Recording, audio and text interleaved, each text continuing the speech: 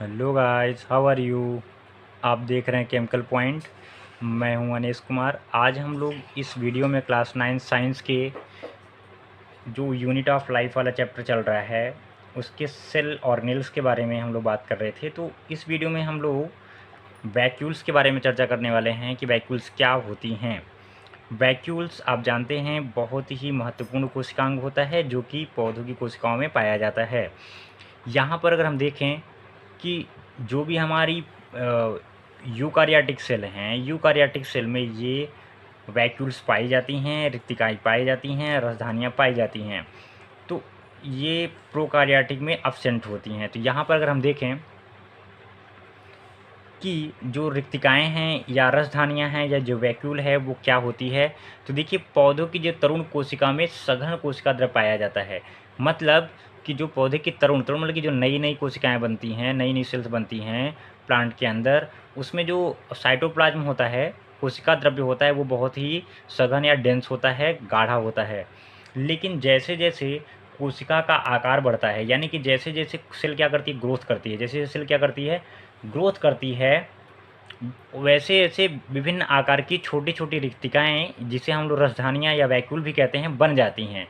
और जैसे जैसे प्लांट जो सेल है वो मैच्योर होती है, वैसे वैसे ये छोटी छोटी रिक्तिकाएँ आपस में मिलकर एक बड़ी केंद्रकीय रिक्तिका या सेंट्रल वैक्यूल बना लेती है। मतलब समझ रहे हैं आप। मान लेते हैं कि जैसे कि प्लांट सेल है यहाँ पर, अगर यहाँ पर ये प्लांट सेल है और प्लांट सेल के अंदर आप समझिए कि यहाँ पर ये देखिए ये प्लांट सेल है, ये इस तरह से ये प्लांट सेल है। तो प्लांट सेल के अंदर जब ये स्टार्टिंग यानी कि डिवीजन के बाद जो कोशिका बनी होगी, नई नई जो कोशिका बनी होगी, उसके अंदर ये जो साइटोप्लाज्म पाया जाता है, यहाँ पे ये न्यूक्लियस बना दिया और यहाँ पर वो बाकी सभी आपके सेल ऑर्गेनेल्स होंगे, जिसे कि हम यहाँ पे पूरा नहीं बनाएंगे। तो आप देखिए ये ईआर बना दिया हमने।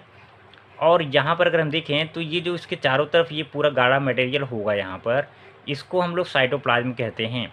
तो साइटोप्लाज्म कैसा होता है, डेंस होता है, काफ़ी घना होता है, गाढ़ा होता है, ये काफ़ी गाढ़ा होता है। जिस टाइम पे ये गाढ़ा होता है उसमें छोटी छोटी रिक्तिकाएँ बनती हैं, स्मॉल वैक्यूल बनती हैं। इस तरह से ये छोटी छोटी रिक्तिकाएँ बनेंगी। लेकिन जैसे ही आप समझिए कि ये सेल मैच्योरिटी की तरफ बढ़ेगी, यानी कि इसके सारे के सारे सेल ऑर्गेनेल डेवलप हो जाएंगे और ये डिवीज़न के लिए रेडी होगी, उस टाइम पर आप देखेंगे, यानी कि जब ये मैच्योर हो जाएगी तो ये सेल में जो ये छोटी-छोटी रिक्तिकाएँ हैं, वो आपस में कंबाइंड हो जाएँगी। और कंबाइंड होने के बाद आप यहाँ पर इस तरह से देख सकते हैं कि अगर ये सेल मैच्योर हो जाएगी, तो यहाँ पर आपका ये यहाँ पर एक केंद्रक हमने बना दिया और ये जो वैक्यूल है वो काफ़ी बड़ी सी वैक्यूल बन जाएगी, यानी कि छोटी-छोटी रिक्तिकाएँ आपस में क्या हो जाएँगी, कंबाइंड हो जाएँगी और ये बहुत बड़ी सी रिक्तिका इसके अंदर बन जाएगी। और ये किसमें पाई जाती है, प्लांट सेल के अंदर। इसका अंदर का जो पार्ट होता है वैक्यूल का, अभी हम देखेंगे इसकी केमिकल कंपोजिशन और स्ट्रक्चर के बारे में, तो आपको पता चलेगा। हैलो होता है, यानी कि हैलो स्पेस होता है, यहाँ पर खाली स्थान होता है जिसके अंदर वाटर आकर ये कंजर्व होता है। और जिस टाइम पर साइटोप्लाज्म के अंदर वाटर की कमी होती है, ये वाटर को रिलीज कर देता है और साइटोप्लाज्म को आवश्यक जल की पूर्ति होती है। तो यहाँ पर आप देख सकते हैं कि ये केंद्रिका जो है, यानी कि केंद्रक जो है, यहाँ से ये शिफ्ट होकर के कॉर्नर तक जा सकती है। ये बहुत बड़ी होती है वैक्यूल, सारे सेल ऑर्गेनेल्स को वो चिपका देती है। किससे, ये जो अपना सेल का ये प्लाज्मा मेम्ब्रेन है, प्लाज्मा मेम्ब्रेन से सारे सेल ऑर्गेनेल जाके लग जाते हैं। केंद्रक भी वन साइडेड हो जाता है क्योंकि इस वैक्यूल का आकार बहुत बड़ा हो जाता है। तो यहाँ पर अगर हम देखें आगे कि अभी तक आपने ये देखा कि जो छोटी छोटी रिक्तिकाएँ थी वो आपस परस्पर मिल करके एक बड़ी रिक्तिका बना लेती हैं, जिसे हम लोग सेंट्रल वैक्यूल नाम देते हैं। सेंट्रल वैक्यूल नाम देते हैं। अगर हम देखें तो जो मैच्योर सेल होती है, जो मैच्योर सेल होती है, रिक्तिका के चारों ओर कोशिका द्रव्य एक पतली परत के रूप में रह जाता है। जैसे कि हमने बताया आपको कि ये जो रिक्तिका जब बड़ी बन जाएगी ये रिक्तिका, तो ये सभी सेल ऑर्गेनेल्स को एक साइड कर देगी, यानी कि केंद्रक ये इसकी तरफ शिफ्ट हो जाएगा, प्लाज्मा मेम्ब्रेन की तरफ, और सारे सेल ऑर्गेनेल्स वो प्लाज्मा मेम्ब्रेन की तरफ शिफ्ट हो जाएंगे। तो इससे क्या होगा कि इस जो ये यहाँ पर रिक्तिका बनी हुई है, इसके चारों तरफ एक पतला गाढ़ा सा साइटोप्लाज्म रह जाता है, बाकी का सारा साइटोप्लाज्म कहाँ हो जाता है, वो शिफ्ट हो जाता है कॉर्नर साइड में। तो यहाँ पर ये जो एक परत बन जाती है साइटोप्लाज्म की, उसको हम लोग टोनोप्लास्ट कहते हैं। बहुत इंपॉर्टेंट है, टोनोप्लास्ट कहते हैं। अगर कोई पूछे कि टोनोप्लास्ट क्या होता है, तो आपको क्या बताना है कि जब रिक्तिका परिपक्व हो जाती है, बड़ी हो जाती है, तो उसके चारों तरफ साइटोप्लाज्म एक पतली झिल्ली के रूप में रह जाता है, जिसे हम लोग टोनोप्लास्ट कहते हैं। रिक्तिका में एक तरल पदार्थ भरा रहता है, जिसे हम लोग सेल सैप कहते हैं। जैसा कि हमने बताया आपको कि ये हैलो स्पेस होता है, इसके अंदर का जो एरिया होता है, रिक्तिका की जो अंदर का एरिया होता है, वो हैलो स्पेस होता है या खाली स्थान होता है। इसके अंदर कुछ रस भरा होता है, जिसे हम लोग सेल सैप कहते हैं, जिसे हम लोग सेल सैप कहते हैं। यानी कि सेल सैप जो होगा, रिक्तिका के अंदर पाया जाने वाला लिक्विड मटेरियल होगा। सेल सैप और टोनोप्लास्ट, ये दो टर्म आप याद रखिएगा। टोनोप्लास्ट क्या होता है, अभी हमने बताया आपको कि टोनोप्लास्ट रिक्तिका के मैच्योर हो जाने के बाद उसके चारों तरफ साइटोप्लाज्म एक पतली परत के रूप में रह जाता है, जिसे हम लोग टोनोप्लास्ट कहते हैं। टोनोप्लास्ट एक्चुअल में वो साइटोप्लाज्म का भाग होता है, न कि वैक्यूल का भाग होता है। अगर हम देखें तो रिक्तिका के अंदर जो हैलो स्पेस होता है, हैलो स्पेस के अंदर एक सेल सैप भरा होता है, जो कि लिक्विड मटेरियल होता है, जिसकी मात्रा कम होती है। ये कम्प्लीटली इस तरह से नहीं है कि जैसे रिक्तिका हमने यहाँ पे बना दिया, तो ये जो रिक्तिका है इसके अंदर जो सेल, तो यहाँ पे देखें कि इसके अंदर क्या होता है, सेल सैप होता है। अगर अब हम बात करें कि इसका जो जो सेल सैप होता है, सेल सैप में क्या क्या होता है, तो सेल सैप में होता है आपका खनिज लवण होता है, कार्बोहाइड्रेट्स होता है, अमीनो एसिड्स होता है, प्रोटीन होते हैं और कार्बनिक अम्ल होते हैं। विभिन्न प्रकार के वर्णक होते हैं, अवशिष्ट उत्पाद आदि पाए जाते हैं। पौधों की कोशिकाओं में रिक्तिकाएं आकार में बड़ी तथा संख्या में कम होती हैं। बहुत इंपॉर्टेंट है, मैंने आपको बताया कि कोशिका रस में खनिज लवण, कार्बोहाइड्रेट क्या पाया गया, जिसमें खनिज लवण, आप जानते हैं खनिज लवण क्या होता है। खनिज लवण वही होता है ना, जो मतलब मिनरल्स होते हैं, मिनरल के जो साल्ट होते हैं, ठीक है। आप देखिए जो साल्ट होते हैं ना, वो आप इसे बोल सकते हो आप इधर कि ये मिनरल साल्ट होते हैं। यहाँ पर देखें कि ये कार्बोहाइड्रेट है, कार्बोहाइड्रेट पाया जाता है उसके अंदर। अमीनो एसिड, अमीनो एसिड जानते हैं आप कि जो अमीनो एसिड होता है उसी से मिलकर के प्रोटीन बनती है। अमीनो एसिड जैसे कि आप जानते हैं हमारे बॉडी के अंदर अमीनो एसिड पाए जाते हैं, जिससे कि प्रोटीन का निर्माण होता है। अगर अमीनो एसिड की बात करें तो अमीनो एसिड का अगर हम फार्मूला देखें तो ये देखिए RC,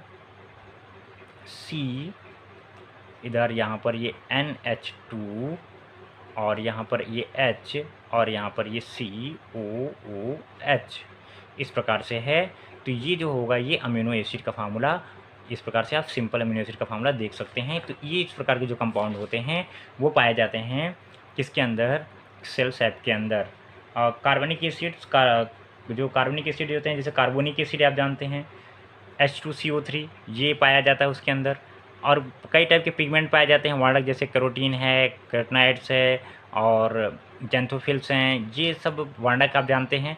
तो हालांकि ये बहुत ज़्यादा मात्रा में नहीं होते हैं, ये बहुत ही कम मात्रा में होते हैं।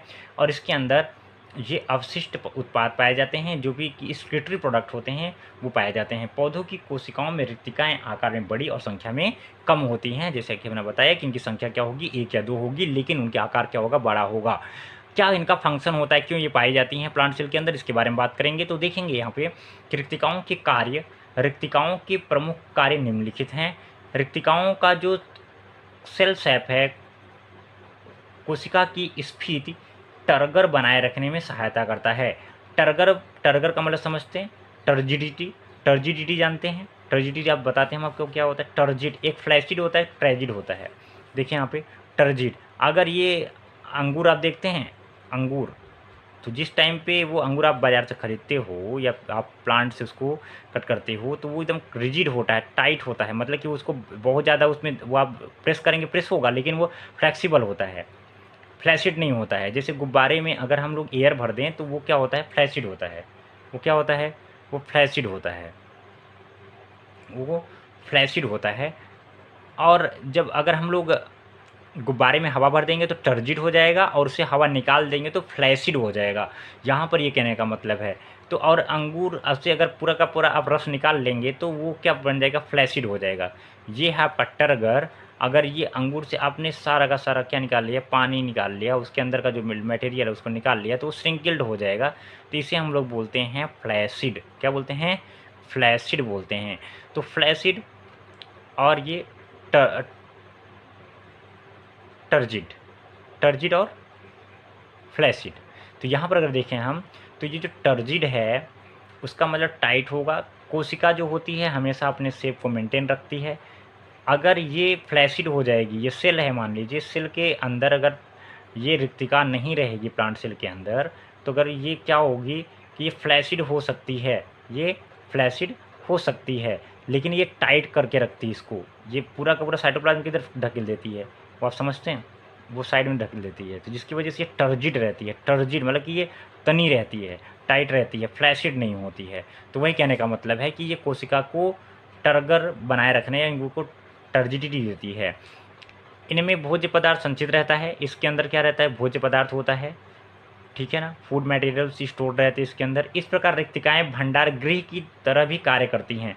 इसके अंदर भंडार गृह यानी कि जो स्टोरेज मटेरियल, जो भी स्टोरेज मटेरियल है वो इसके अंदर आके स्टोर हो जाता है, जो फूड मटेरियल है। इसलिए इसे हम लोग क्या बोलते हैं, भंडार गृह की तरह भी कार्य करती है।